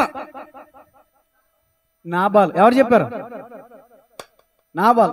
రాజమౌళి గారు కొట్టని చెప్పండి గట్టిగా. దేవుని స్తోత్రం చెప్పండి, గట్టిగా చెప్పండి అమ్మా. సుబుద్ధి కలిగిన అబిగైల్ యొక్క భర్త అంటే కానీ తెలియలేదన్నమాట మీకు. సరే, నాబాలు ఏం చేస్తాడంటే, నాబాలు కాపర్లు ఉన్నారు కదండి, ఈ కాపర్లు గొర్రెలను కాసుకోవడానికి వెళ్తే ఆ స్థలంలో దావీదు పని వాళ్ళు అందరూ కూడా ప్రొటెక్షన్ ఇచ్చి సంరక్షించి ఎంతో మేలు చేశారు. ఆ మేలుకు ప్రతిగా మేలు చేస్తాడేమోనని దావీదు మహారాజు తన దాసుల్ని నాబాలు దగ్గరికి పంపిస్తే నాబాలు మాట్లాడింది తెలుసా? యెహోవా ఎవడో, దావీదు ఎవడో, అవతల పండే, మీరెవరో మా తెలీదు అంటే చేతి నిండా సొమ్ము వస్తే కళ్ళు నెత్తుకొస్తాయన్నమాట. దేవుని ద్వారా మేలు పొందుకుని ఈరోజు దేవుడిని పట్టుకునే ఎవరనే వాళ్ళు కూడా లేకపోలేదు. ఈ రోజున మీకు ఒకప్పుడు మీరు ఈ పొజిషన్కి వచ్చారంటే ఒకప్పుడు ఎవరో చేతునిచ్చారు, ఒకప్పుడు ఎవరో సహాయాన్ని అందించారు. ఈ రోజున ఆ సహాయాన్ని మర్చిపోయి ఆ చేతిని తృణీకరించి వాడా అన్ని మాట్లాడుతున్నావంటే నీకేం లేదు, కృతజ్ఞత లేదు. అంటే అవసరతలన్నీ తీర్చేసుకుంటారు కానీ మనకాడికి వచ్చేసరికి మాత్రం నువ్వెవడో నేనెవడో అన్నట్టుంటారు అన్నమాట. అర్థమవుతుందండి? నాబాలు దేవుని చేత ఉపకారం పొందినవాడు. అందుకని మనం చదువుకున్న పద్యాల్లో కూడా ఒక పద్యం ఉంటుంది, ఉపకారికి ఉపకారము నెపమన్నక చేయవాడు తథ్యము సుమతి, అపకారికి ఉపకారము చేయవాడే నేర్పరి సుమతి అని. అంటే మనం చదువుకున్న పాటల్లో మన మాస్టర్లు మనకు నేర్పించింది ఏంటంటే అపకారికి కూడా ఉపకారం చేయాలరా అని నేర్పించారు మన గురువులు. ఇక్కడ నాబాలు గారు ఏం చేస్తున్నారంటే ఉపకారికి కూడా అపకారం చేస్తున్నాడు, ఉపకారికి ఉపకారం చేయలేకపోతున్నాడు. వదలబోతు వీడు అన్నది క్షమించాలి, ఎమోషనల్ వస్తూ ఉంటాయి అప్పుడప్పుడు. దేవుని స్తోత్రం చెప్పండి. ఒకవేళ నాబాలు వంటి వారు మీలో ఉన్నారేమో, ఇతరుల ద్వారా మీరు సహాయాన్ని పొందుకుని, ఇతరుల ద్వారా మీరు మేలు పొందుకుని, ఇతరులు సహాయాన్ని అర్థించేసరికి నాకు లేదు, నాకు మెడకొడ్డోలని మేమే అడుక్కుతుంటున్నామని అలాంటి మాట్లాడి ఉత్తి చేతులు, ఖాళీ చేతులు చూపిస్తున్నావంటే, నీకు అవసరం వచ్చినప్పుడేమో కాళ్ళ అలా పడేసి గడ్డాలు పట్టేసుకుని ఇష్టానుసారంగా చేసేసావా, నీ అవసరం తీర్చుకున్నావా? ఇప్పుడు వాళ్ళ అవసరం కొద్దీ నీ కాడికి వస్తే ఇప్పుడు నువ్వు ఎక్కడ లేని పంగనామాలు పెట్టేస్తున్నావంటే నిన్నేమనాలి? వదలబోతున్నాను అనంటారు కదంటారండి. మనుషులు ఏమేమి నీకు చేయవలని కోరుదురో వాటిని నువ్వు ఇతరులకి చెయ్యని వాక్యం చెప్తుంది మత్తయి సువార్త 7వ అధ్యాయం. ఎదటి వాళ్ళు నీకు సాయం చేయాలనుకుంటావు, నువ్వు ఎవరికి సాయం చేయవా? ఎవడన్నా అప్పడిగితే ఎవడానికి నువ్వు 1,00,000 అనుకుంటావు, మరి నువ్వెవడన్నా అప్పటికని ఇచ్చేయాలా? నీకు అందరూ సాయం చేయాలి, నువ్వెవరికి సాయం చేయవా? యేసు రక్తమే చేయాలి. దావీదు ద్వారా గొప్ప మేలు పొందుకున్నాడండి నాబాలు. మేలుకు ప్రతిగా మేలు చేయవలసినటువంటి నాబాలు దావీదు పనివారిని అవమానపరిచి పంపించేశాడు. తద్వారా దావీదు కత్తులతో పనివారితో కలిసి వస్తా ఉంటే సుబుద్ధి కలిగిన అబిగయలు ఆ విషయం తెలుసుకుని వెళ్ళిపోయి సాష్టాంగ పడిపోయి నా భర్త తప్పు నాదని ఎంచుమని తన భర్తను బట్టి ఆమె దావీదును బతిమాలు కొనబట్టి బతికి బట్టగట్టేశాడు. కానీ ఈ విషయం చెప్పమంటారా? ఆ సంగతి ఇదిగో నిన్ను చంపడానికి దావీదు వచ్చాడు, నేను ఇల్లు అడ్డుకున్నాను అన్న సంగతి చెప్పడానికి వచ్చింది. తిరిగి వస్తే మనోడు తిని తాగి ఇష్టానుసారంగా ఉన్నాడు. ఆ టైంలో చెప్పడం ఎందుకు లేని తెల్లారే చెప్దాంలే అని అప్పుడు దాకా ఆగింది. మనం ఏం చెప్తాం? ఇప్పుడున్న స్త్రీలు అయితే ఏం చేస్తారు? ఆతృత ఎక్కువ, కడుపు ఎక్కువ, నేను కాబట్టి నేను బతికించా, నా వల్ల నువ్వు బతుకుతున్నావు, అక్కడెక్కడ తెచ్చి నేను అప్పులు తెచ్చి నేను బతికెత్తనా. ఎవడు దమ్మన్నాడు? ఎవడు బతికెత్తమన్నాడు? మళ్ళీ ఎవడన్నమన్నాడు? ఎవడు దెప్పమన్నాడు? అందుకనే భర్తలారా గడిస్తే గడుపుకోండి, లేకపోతే పస్తుండండి. భార్యని వేరే ఒకరి దగ్గర అప్పులు పంపకూడదు. పంపితే రకరకాల పరిస్థితులు వస్తాయి. నేను చెప్పకూడదు అవి. దేవుని స్తోత్రం చెప్పండి. ఇంట్లో ఉన్న ఇల్లాలు ఇంటి పని చేసుకోవాలా, వంట పని చేసుకోవాలా, భర్తని పిల్లల్ని చాకాలి. అది గృహ పరిపాలన అంటే. అదే వాక్యం చెప్తుంది, గృహ పరిపాలన చేయాలి. అప్పులకి భార్యలు పంపకూడదు. చేతనైతే కష్టపడి కూలీనాలు చేసి బతికించాలి తప్ప అప్పులకి ఆడవాళ్ళని బయటికి పంపిస్తే రకరకాల ప్రతికూలమైన పరిస్థితులు ఎదుర్కోవాల్సి ఉంటుంది. అవి చేదు అనుభవాలు. నేను అవి చెప్పకూడదు. దేవుని స్తోత్రం చెప్పండి. ఇప్పుడు ఎక్కడున్నాను? నాబాలు దగ్గర ఉన్నాను. నాబాలు దావీదు ద్వారా ఉపకారం పొందాడు. నాబాలు దావీదు ద్వారా మేలు పొందుకున్నాడు. నాబాలు యొక్క మంద కాపర్లు మంద క్షేమం కలిగి ఉన్నాయి. కానీ ఈ రోజున దావీదికి అక్కడైతే దావీదికి తిరిగి సహాయం చేయలేని స్థితిలో నాబాలు ఉన్నాడు. దావీదు ఎవడో పనికి మాలిన వదరబోతే ఏమవుతాడంట? నశించింది. ఈ రోజున స్త్రీలు అయితే ఏం చేస్తారు తెలుసండి? అప్పటికప్పుడు వెళ్ళిపోయి భర్తకి చెప్పేస్తారు. తాగేసి మైకుల్లో మొత్తులో ఉంటాడు, ఆయన కదిపి మరీ కొట్టించుకుంటారు. అవునా? ఒక ఆవిడ అంటే హాస్పిటల్కి వెళ్ళిందంటే, ఏమండి మా ఆయన తాగొట్టేస్తున్నాడండి, రోజు అదే పరిస్థితి అండి, ఏం చేయమంటారు? కొద్దిగా మెడిసిన్ ఉంటావండి. మెడిసిన్లే ఉండవమ్మా, ఒక మాట చెప్తాను వింటావా? చెప్పండి డాక్టర్ గారు. మీ ఆయన తాగొచ్చండి, ఆయనకి నువ్వు నోట్లో నీళ్ళు వేసుకో. ఏమోసుకో? నోట్లో నీళ్ళు వేసుకో. ఒక రోజు నోట్లో నీళ్ళు వేసుకుంది, తాగి వాగి పడుకున్నాడు కొట్ల.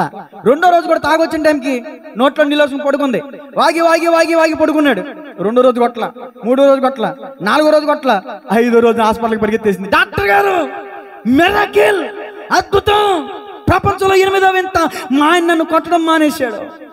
ఏంటి సార్ అసలు దీంట్లో ఉన్న మర్మం అంటే, ఆయన కొట్టేది తాగి వచ్చిన దాని వల్ల కాదు, నువ్వు వాగటం వల్ల నీ వాగిడికి దెబ్బలు తిన్న పెచ్చమోహమా. నీ భర్త ఏమో కోటర్ తాగొచ్చి వాగుతున్నాడు, నువ్వు ఏమీ తాకుండా వాగుతున్నావు, అందుకని నీకు దెబ్బలు, రాజు తలుచుకుంటే దెబ్బలు కదా అన్నట్టు. ఇక నుంచి నోరు మూసుకో, దెబ్బలు ఉండేవుండో. తాగొచ్చాడు కదా, తింగరాశాడు వేస్తాడు కదా అని ఊరుకోవాలి. ఊరుకుంటుందేమా? మూత తాగేసి ఊగిపోతున్నట్టు ఏమీ తక్కువ ఊగిపోద్ది, ఆయనకంటే ఎక్కువ ఊగిపోద్ది. చూసారా? తాగేసి ఊగుతున్నాడంటే అదొక రకం, తాగేసి రోడ్డు కొలుతున్నాడంటే అదొక రకం. ఈ తాగునోడి మీద దెబ్బలాట పెట్టుకునే వాళ్ళు, ఈ తాగుబోతుల మీద గొడవ పెట్టుకునే వాళ్ళు ఇంకెంత పనికి మనోళ్ళు. అందుకని తాగుబోతులు ఎక్కడైనా నన్ను ఒక్కొక్కసారి ఒకడు ఉన్నాడండి ఊళ్ళో, నా మీద ఎందుకు పగట్టాడో తెలీదు. ఆడి పేరు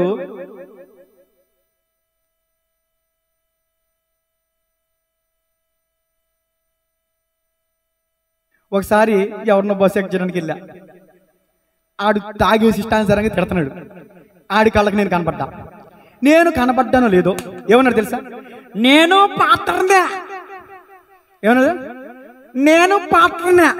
నేను ట్రైనింగ్ చేసి వచ్చా అని అన్నాడు అండి. నేనేమనాలా? నేనేమని చెప్పండి. ఆడు ఊసేనా తీసేనా? అన్నయ్య అని అన్నానా? ఎందుకులా తాగుతున్నావు అన్నానా? పోనీ అంటే నా డబ్బు నాయటం అనొచ్చు. మీరు చెబితే నవ్వుకుంటారండి, మీకు అబద్ధం నాకు నిజం. ఆడి ముందు నుంచి పారిపోయి దాక్కున్నాను. ఎదురు మాట్లాడలేక. నేను మాట్లాడితే ఏమవుతానా? ఆడు తాగుబోతాడు, నేను వదలబోతున్నా అవుతా. తాగుబోతోళ్ళ ముందు ఏం మాట్లాడకండి, అర్థమవుతుందా? మౌనమే సమాధానం, కాలమే పరిష్కారం. దేవునికి స్తోత్రం కలిగిన కాక. వదలబోతుంటే తాగుబోతు కంటే డేంజరస్ అన్నమాట. ఈ నాబాల్ దగ్గరికి జ్ఞానము కలిగిన స్త్రీ కాబట్టి, ఇప్పుడు నా భర్త త్రాగుడుతో తాగేసి తూలుతూ ఉన్నాడు, ఇప్పుడు నేను చెప్పిన మైండ్కి ఎక్కదు, పొద్దున్నే చెబుదామని పొద్దున్నే, ఏవండి నాబాల్ గారు, ఏమండి శ్రీవారు అని పిలిచింది. ఏమంటాయ్ అన్నాడు. ఏమీ లేదండి, నిన్న సాయంత్రం పని జరిగింది తెలుసా? ఏం జరిగింది? దావీదు సేవకులు నిన్ను అవమానించి పంపించావు కదా, దావీదు ద్వారా నువ్వు ఉపకారం పొందుకుని ఉపకారానికి ప్రత్యుపకారం చేయక, మేలుకు ప్రతిగా మేలు చేయక కీడు చేసిన వాడవయ్యావు కదా. నేను వెళ్ళి ఎదురెళ్ళి సాష్టాంగ పడ్డాను. దావీదు గారు వెనక్కి తిరిగి వెళ్ళిపోయారు, రాకపోతే రాత్రే నీ ఊపిరి ఆగిపోయేది అంటే మనోడికి నిజంగానే గుండె బీసుకుపోయింది. ఆ వార్త వింటేనే గుండె బీసుకుపోయింది. దావీదుని చూస్తే ఇంకా అప్పుడే చచ్చిపోయాడేమో. అక్కడ ఉంది గుండె బీసుకుపోయింటండి. ఇక గుండె ఆడతలేదంట. ఇక గుండె కుట్టుకొని వద్దా అన్నట్టు కుట్టుకుంటుంది. ఇప్పుడున్న సైంటిఫికల్గా చెప్పాలంటే ఇప్పుడు కూడా కొంత అవగాహన ఉంది కాబట్టి చెప్తున్నా. అప్పుడు దూరి చెప్పట్లా, ఇప్పుడు కొన్ని అవగాహనలు వచ్చింది కాబట్టి చెప్తున్నా. పూర్తిగా మూసుకుంటుంది, పూర్తిగా తెరుచుకుంటా, పూర్తిగా మూసుకుంటా అంటే ఇది పూర్తిగా మూసుకుని ఇది పూర్తిగా తెరుచుకుంటేనే మనకు ఆక్సిజన్ అందుద్ది. ఇప్పుడు సరిగ్గా ఊపిరి అంతలేదు మనోడికి, ఊపిరి కొట్టినొప్పి వచ్చేసింది. అమ్మో దావీదుని చంపడానికి వచ్చాడా బాబాయ్, గుండె బీసుకుపోయింది, 10 రోజులకి చచ్చిపోయాడు. Heart stroke. ఇప్పుడు చెప్పండి, పనికి మాలిన వదరబోతూ నశించును. దోయగు నశించాడు, గొల్యాతు నశించాడు, ఇక ఆఖరగా నాబాలు నశించాడు. దోయగులా ఉండొద్దు, గొల్యాతులా ఉండొద్దు, నాబాల్లాగా ఉండొద్దు, ఏసేలాగా ఉందాం. నోరు తెరువలేదా ఏ ప్రేమ, బదులు పలకలేదా ఏ ప్రేమ. ఏం తెరవలేదంటాను? నువ్వు దేవుడు అయితే నువ్వు రక్షించుకో, నువ్వు దేవుడి కుమారుడు అయితే నువ్వు సిలువ దిగు, 3 మేకులు పీక్కులేని వాడివి సర్వ జనాన్ని రక్షిస్తావనంటే ఆయన నోరు తెరవలేదు తెలుసా? అది మాదిరికారం అంటే. యేసయ్య ప్రేమ కలిగి ఉండాలి, యేసయ్య వలె మనం ఉండాలి. ఆయన ఎక్కువగా మాట్లాడేవాడు కాదు. దేవుని స్తోత్రం చెప్పండి గట్టిగా. ఆయన బోధిస్తే ఆయన బోధ వల్ల అనేక మంది బాగుపడేవాళ్ళు. ఆయన బోధ అంటా ఉంటే గుడ్డోళ్ళకు చూపు వచ్చేస్తుందంట, ఆయన బోధ అంటా ఉంటే కుంటోళ్ళు నడిచేస్తున్నారు, ఆయన బోధ వింటా ఉంటే పక్షవాయు గలవారు లేచి గంతులేస్తున్నారు. ఆయన బోధ వింటే చాలు, ఆయన మాట వింటే చాలు, లాజరు అంటే చచ్చిపోయిన వాడు కూడా బయటకు వచ్చేసాడు. యేసుక్రీస్తు ప్రభుల వారు నీతిమంతుడు. కానీ ఇప్పుడు నేను చెప్పాను వదరబోతు గురించి. వదరబోతులా ఉండకూడదు, నీతిమంతుల్లా ఉండాలి. 12 అయింది, 45 నిమిషాలే మాట్లాడాను. తలలు వంచండి, వాక్యాన్ని ముగించుకుందాం. వదరబోతుకి ఉదాహరణగా అనేక విషయాలు చెప్పడం జరిగింది. ఎక్కడుంటారు ఈ వదరబోతులు? ఎక్కడుంటారు ఈ వదరబోతులు? విందు కాలమున కనబడతా ఉంటారు, స్త్రీలలో కనబడతారు, సంఘంలో కనబడతారు, ఏమండి అలాగే సేవకుల్లో కనబడతారు. వాళ్ళ మాట తీరును బట్టి మనం గమనించాలి, వాడు వదరబోతా నీతిమంతుడా అని. నీతిమంతుడు అయితే నీతి కలిగిన మాటలు మాట్లాడతారు. పనికి మాలిన మాటలు మాట్లాడుతున్నాడంటే ఆడు పెద్ద వదరబోతు. పనికి మాలిన వదరబోతు నశించును. నీ నోరే నీ ప్రాణం తీస్తుంది, జాగ్రత్త. నీ నోటి మాటలే నీ ప్రాణం తీస్తాయి, జాగ్రత్త. ఆలోచించి మాట్లాడాలి, జ్ఞానం కలిగి మాట్లాడాలి, వివేకం కలిగి మాట్లాడాలి, నిదానించి మాట్లాడాలి, ఒక అడుగు తగ్గి మాట్లాడాలి. హెచ్చుగా మాట్లాడకూడదు, గర్విష్ఠిగా మాట్లాడకూడదు, అహంకారం పోనకూడదు. ఆడెంతనా ముందు ఆడి పెద్ద పుడింగా అని ఇలాంటి మాటలు మాట్లాడుతున్నావు కదా, ఒకరిని తగ్గించి నిన్ను వెచ్చించుకుంటున్నావు కదా, అదే వదలబోతాను అంటే నిన్నెప్పుడు నిన్ను తగ్గించుకో. ఎదుటి వారిని యోగ్యులుగా ఎంచడమే క్రీస్తు యేసునికి కలిగిన మంచి మనస్సు. నీకు ఆ మనసు లేదో, ఎప్పుడు నిన్ను నువ్వు వెచ్చించుకుంటావు, నిన్ను నువ్వు గొప్ప చేసుకుంటావు, ఎదురులను తగ్గిస్తావు, ఎదుటోళ్ళని అవమానపరుస్తావు, ఎదుటోళ్ళని వ్యంగ్యం చేస్తావు. అలాగే అవమానించాడు నాబాలు, గుండెపోటు చచ్చిపోయాడు. పనికి మాలిన వదరబోతు నశించును. ఇదే మన వాక్య సారాంశం. బోలవాక్యం, పనికి మాలిన వదరబోతు నశించును. దోయగు కాని మాటలు మాట్లాడాడు, లేని మాటలు మాట్లాడాడు. 85 మంది యాజకులు చచ్చిపోవడానికి గల కారణమయ్యాడు. 85 మంది. నీ నోటి మాటల వల్ల, అబద్ధపు మాటల వల్ల ఎంతమంది చచ్చిపోతున్నారు ఒకసారి ఆలోచించు. కానీ మాటల వల్ల, పనికి వాళ్ళ మాటల వల్ల కలిపి ఉన్నది లేనట్టు కలిపి చెరిపేసే బోధ కుటుంబాలు పాడైపోతున్నాయి. వదరబోతులు వంటి సేవకులు ఉన్నారు, వదరబోతులు వంటి స్త్రీలు ఉన్నారు. వదరబోతుల వల్ల కుటుంబాలు పాడైపోతాయి. వాళ్ళు సేవకుల, విశ్వాసుల, స్త్రీల, పురుషుల నాకు అనవసరం. నీలో వదరబోతు స్వభావం ఉందేమో, నీ కుటుంబాన్ని నువ్వే నాశనం చేసుకుంటున్నావు. అక్క, చెల్లి, తమ్ముడు, అన్న, నీ భర్తకి విధేయత కలిగి జీవించు, నీ భర్తను సన్మానించు, నీ భర్తను ప్రేమించు. భర్తకి వ్యతిరేకంగా మాట్లాడుకో. వదరబోతనం అంటారు దాన్ని.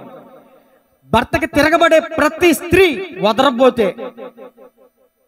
నువ్వు లోబడుతున్నావా, తిరగబడుతున్నావా?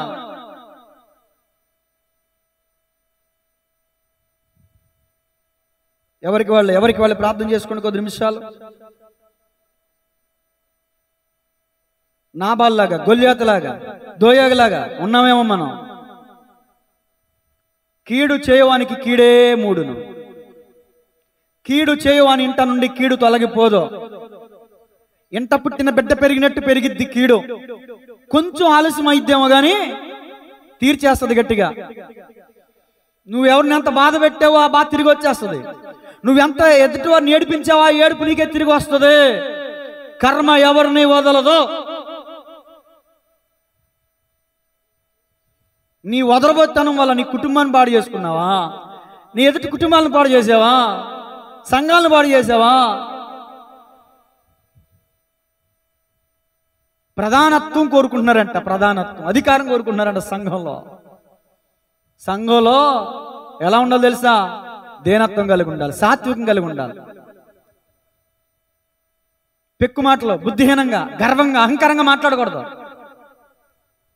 దీనుడిగా వస్తే దీవించబడతావు అన్నారు. అందుకే దైవజనులు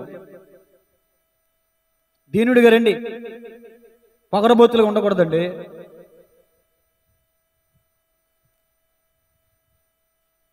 చిన్న ప్రార్థన చేసుకోండి మనపూర్వకంగా. వాక్యాన్ని బట్టి చిన్న ప్రార్థన చేసుకోండి అమ్మా. పశ్చాత్తాప హృదయంతో, కన్నీటితో చేసిన 2 నిమిషాల ప్రార్థనైనా దేవుడు ఆలకిస్తాడు. ఒకవేళ మనలో అలాంటి స్వభావం ఉంటే ఈరోజు నేను విడిచిపెట్టేద్దాం. ఒప్పుకోండి, నాలో నిజంగా ఆ స్వభావం ఉందయ్యా, నేనే అలా వ్యర్థంగా మాట్లాడతాను, ఊరికినే మాట్లాడతాను, అనవసరంగా మాట్లాడతాను, ఎక్కువగా మాట్లాడతాను, తలనొప్పి తెప్పించుకుంటాను, కొన్ని కష్టాలు తెచ్చుకుంటాను నా నోటి వల్లే అని నీకు అనిపించింది ఆ వాక్యం విన్నప్పుడు? పరిశుద్ధాత్మ దేవుడు నిన్ను ప్రేరేపించాడు. ఒప్పుకో, విడిచిపెట్టే ఆ పాపాన్ని. ఎక్కడి నుంచి అయినా నోట్లో నీళ్ళు వేసుకో. అతి ఏదైనా ప్రమాదమే, అతిగా ఏది చేసినా ప్రమాదమే. అతిగా మాట్లాడొద్దు. పరిశుద్ధుడా, ప్రేమగల తండ్రి, ఈరోజు వదరబోతున్న అంశాన్ని గురించి కొన్ని పాఠాలు మేము నేర్చుకోవడానికి మీరు చూపిన కృపను బట్టి మీకు వందనాలు. ఆత్మ బిడ్డలను బట్టి ప్రార్థిస్తున్నాను. యూట్యూబ్ ద్వారా వీక్షిస్తున్న వారిని బట్టి మీకు వందనాలు. ఎవరైతే వినేవారిలో వదరబోతు తత్వం కలిగి ఉన్నారో, తిండిబోతు తత్వం, నిద్రబోతు తత్వం, సోమరిబోతు తత్వం, అయ్యా ఇలాంటి పనికి మాలిన తత్వాలు కలిగి ఉన్నారో, యేసయ్య నీ వాక్యము ద్వారా కడగబడాలయ్యా, నీ వాక్యం ద్వారా సరిచేయబడాలయ్యా, ఈ వాక్యము చేత పవిత్రపరచబడాలయ్యా. అంటే కృప దయచేయండి నాయన. ఇంకా అనేకమైన విలువైన సందేశాలు మేము వినడానికి సహాయం చేయండి. విన్న వర్తమానం బిడ్డలందరూ హృదయాలు విత్తబడి ఫలించబడి ఆశీర్వదించబడడానికి సహాయం చేయమని యేసయ్య నామములో స్తుతించి ప్రార్థించి అడిగి వేడుకొనుచున్నాము తండ్రి. ఆమేన్.